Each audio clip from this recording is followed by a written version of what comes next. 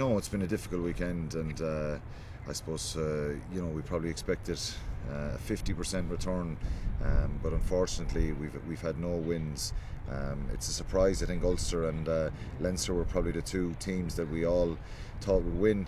The Munster game, I suppose, was in the balance a bit. That was always going to be difficult, but they had a chance. Getting a bonus point there was I suppose a good return for them.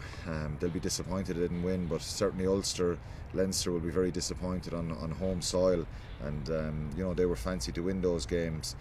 For Connacht on Friday night, it's always a tough challenge, when you're playing a powerhouse like Biarritz, who I suppose have been a bit topsy-turvy of late. Their form hasn't been great, but they're still a very, very strong team to go to the south of France.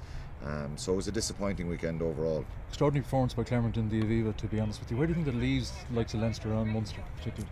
Well, it leaves it very difficult for Leinster and Munster. I think they still have a chance. They're still alive. They still have to believe that they can get out of the group. I think if Leinster or Munster, if certainly Leinster got out of the group as the best runner-up, no one would fancy playing them anywhere in Europe because their pedigree's been so good, their form, and I suppose they played against the Clermont team on Saturday, who got everything right for a change. We know how powerful they are, and but they just got 80 minutes of a really good performance, and a few things went against Leinster, so we're not used to seeing that.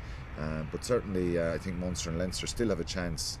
It's going to be difficult for them because it's out of their hands a little bit, with you're waiting on the results of other groups and other teams, but they still have to keep believing.